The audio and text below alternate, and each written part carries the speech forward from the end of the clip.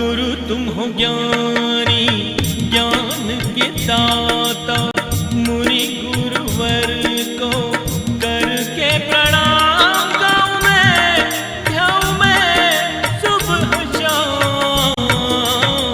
पुलक सागर एक नाम एक नाम। प्रसारण पुण्यार्जक परिवार जिन शरणम तीर्थ धाम के परम संरक्षक संघपति श्री प्रदीप मामा, प्रतिभा मामी, भोपाल। नैवेद्य में जिसे चढ़ाया जा रहा है वो भी नहीं खाता है, वो जो चढ़ा रहा है वो नैवेद्य होता। अंतर नहीं मालूम तुमको? आहार में पात्र खाता है, दाता देता है, और भोजन में थारा मारा गिद्ध भोज। तुम भी खींच रहे, अरे पूरी कम पड़ी, ला उधर से खींचो उधर से खींच, ये तुम्हारा खाना है। तो नैवेद्य में क्या होता है? जिसे चढ़ा रहे हैं, बोलो, वो भी नहीं खाते, और जो चढ़ा रहा है उसको नैवेद्य बोलते। तो अपने यहाँ तीर्थंकर को आहार आहार चढ़ाया जाता है, भोजन चढ़ाया जाता है, खाना या नैवेद्य? तुम लोग चढ़ा हुआ खाते हो क्या? नहीं, कोई नहीं खाता। नैवेद्य वो तो नैवेद्य क्या किया जाता है? चढ़ाया जाता, आहार दिया जाता, भोजन करा जाता है। समझ में आ रहा कि नहीं आ रहा? चौकी में महिला बोलती आहार पानी शुद्ध, पानी नहीं बोलने का, जल। क्या बोलने का? जिससे नहाते हैं वो पानी होता है, जिसे तुम पीते हो वो पानी होता है। असैमी पिए वह पानी, और जब वह पूज्य पुरुषों के पास जाए तो वह पानी नहीं, वह जल बन जाता है ना? जलाभिषेक, पानी अभिषेकम करोमि, ऐसा कोई बोलता है क्या? पानी निर्पामति स्वाहा, क्या बोलते हो? जल। महाराज को आहार में आहार जल, ऐसा नहीं बोलना। गुजराती ऐसे ही बोलते हैं, आहार पानी शुद्ध है। पानी पीने आए क्या महाराज? नहीं। तो हमारे भगवान को कौन है वीतरागी? जिनके क्षुधा रोग का नाश हो गया है। जब नाश हो गया है तो इतना चीजें क्यों चढ़ाते हो? हम केवल चढ़ाते हैं, उनको खिलाते नहीं। क्यों चढ़ाते हो? क्योंकि वह पूजा है, वह सत्कार है। इससे भगवान का क्या होता है? सत्कार होता है। समझ आ रहा कि नहीं? एक काय की वस्तु है नैवेद्य, खाने की वस्तु नहीं है। ये सत्कार सम्मान की वस्तु, आहार लेने की वस्तु, भोजन करने की वस्तु, खाना खाने की वस्तु। पंडित जी ग्रामर सुधर रही है?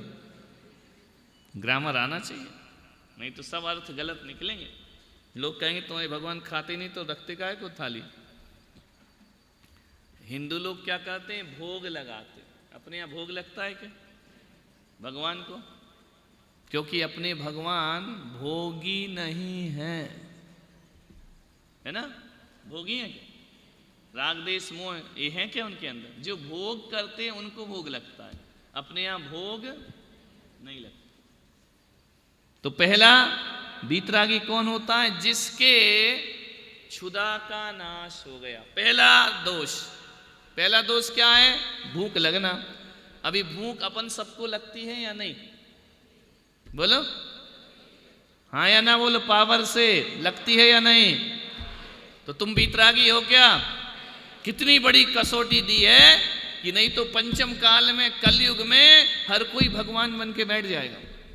इसलिए जैनों को कह दिया है कि हर किसी को भगवान नहीं मानना। जिन जिन को भूख लगती है वो हमारे जिनेंद्र नहीं है। क्लियर हो रहा? नहीं हो रहा? यदि ये कसौटी नहीं देते भगवान, वीतरागता की निशानी है। जो तुम बोलो कि हम वीतरागी हैं तो भूख लगती है या नहीं? तो काहे की वीतरागी? बोलो, बुद्धू बना सकते हैं किसी को? इन 150 साल में 250 भगवान पैदा हो गए हिंदुस्तान में, स्वयं घोषित कि हम भगवान हैं, है ना, खुद ही घोषणा कर दी हम भगवान हैं। तो जैन दर्शन वाला कहता हम भगवान तभी मानेंगे जब तुम खाना नहीं खाओगे। हमारा भगवान कौन? पहली शर्त क्या? बीतरागी कौन? जिनेंद्र कौन? जिनको भूख नहीं लगती। सब भगवान फेल हो गए, अब सबको लगती भूख।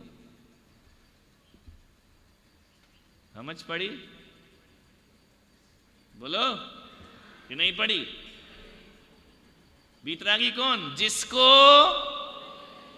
क्षुधा रोग का नाश होगा। 18 दोष, पहला दोष चल रहा अभी तो। जिनको भूख, जिनको भोजन नहीं चढ़ाते, जिनको भोग नहीं लगाते, उनको जो भी चढ़ता है वह नैवेद्य हुआ करता है। कभी महाराज को बोलते हो कि हे महाराज नैवेद्य ग्रहण करो, यदि तुमने थाली में नैवेद्य शब्द बोल दिया ना तो वो मुनि उसको खाएंगे नहीं, वो निर्माल्य हो गया। नैवेद्य तो भगवान का होता, मुनियों की पूजा के समय नैवेद्य होता है और भोज आहार के समय वो आहार होता है।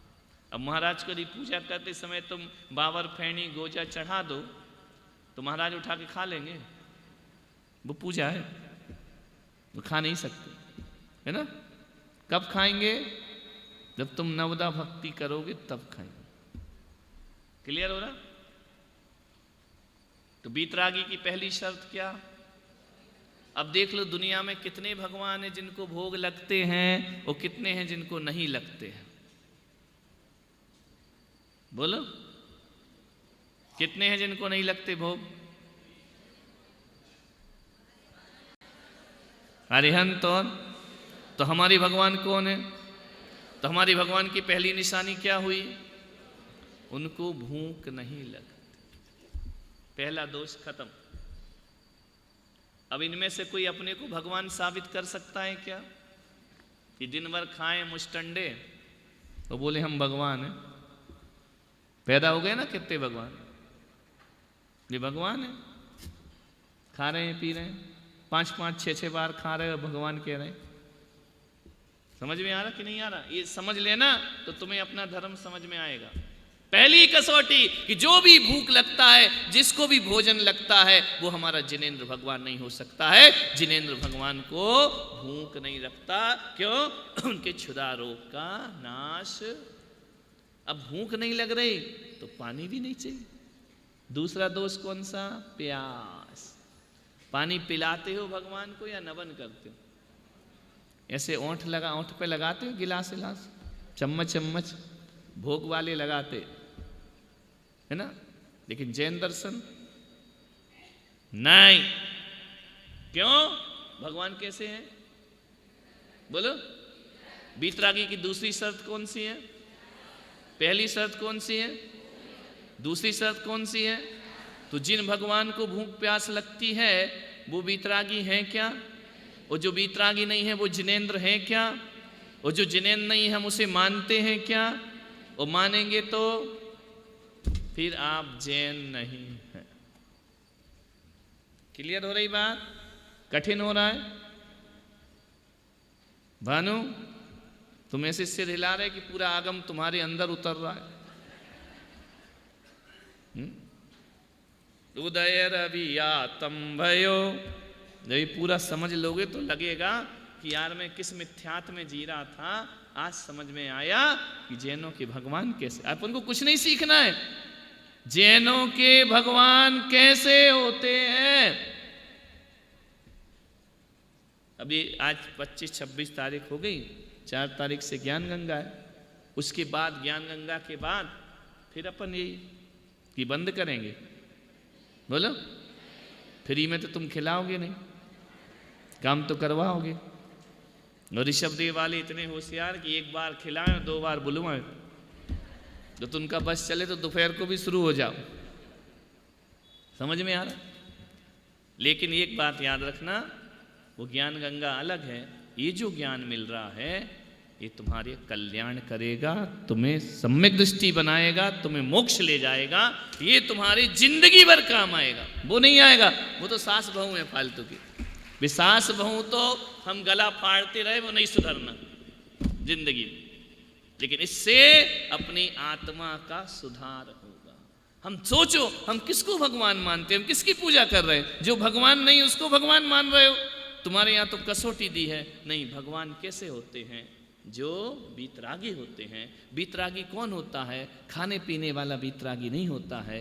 बीतरागी वह होता है जिसको भूख नहीं लगती, जिसको प्यास, फिर क्या, जिसका जन्म नहीं होता। महावीर स्वामी दोबारा जन्म लेंगे? बोलो, लेंगे क्या? तुम तो रोज कहते हो ले लो, तुम तो यही चाहते हो कि उनका मोक्ष कैंसिल हो, बोलते हो कि नहीं रोज? ओम री महावीर जिनेन्द्र अत्र होता रहोता, तुम लौट आओ। रोज बुलाते कि नहीं स्थापना में? क्या करते? हे भगवान अत्र, इधर आओ, कैंसिल करो अपना मोक्ष, इधर वापिस आओ दुनिया में। और यदि आ गए ना तो दोबारा मोक्ष तुम तो नहीं जाने दोगे, इतनी मुश्किल से तो गए। कोई भी जैनों का भगवान अवतार नहीं लेता, वो हम पूजा में बुलाते हैं, वो हमारी भावना है, लेकिन भावना में तुम्हारा भगवान बंधता, दोबारा कभी उनका जन्म नहीं हो सकता। कितना भी पुकारो, कितना भी आवाज दो, कितने भी लौंग में स्थापना करो, सोने के फूल चढ़ाओ, कुछ भी करो, चाहे पीले चावल से करो, चाहे असली फूलों से करो, वो आने वाले नहीं। फिर अपन काय को कर रहे हैं? ध्यान रखना, भगवान कितना भी बुलाए वो नहीं आएंगे, लेकिन हम यदि रोज बुलाएंगे तो हम उनके पास जरूर चले जाएंगे। समझ में आ रहा? वो भले नहीं आए, समझ में आ रहा? वो मैं तो कहता हूं, हे महावीर भगवान, दुनिया बुलाए बुलाती रहे, तुम आना मत। जिसको गरज होगी वो खुद चल के तुम्हारे पास आएगा। हमको गरज है, हम खुद चल के जाएंगे महावीर के पास, महावीर को अपने पास थोड़ी बुलाएंगे। लेकिन हे भगवान, जब जब तुमको बुलाता हूं तो मेरा रास्ता क्लियर होता है। नहीं आ रहा समझ में? कोई व्यक्ति यदि जंगल में भटक जाए,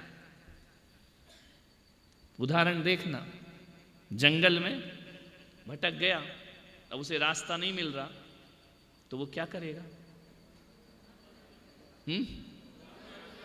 भगवान, फिर तुम भगवान ले आए यार, तुम भगवान को भगवान जाने क्या बना दिया। वो क्या करे? आवाज लगाएगा ना, किसे? भगवान को नहीं लगाएगा।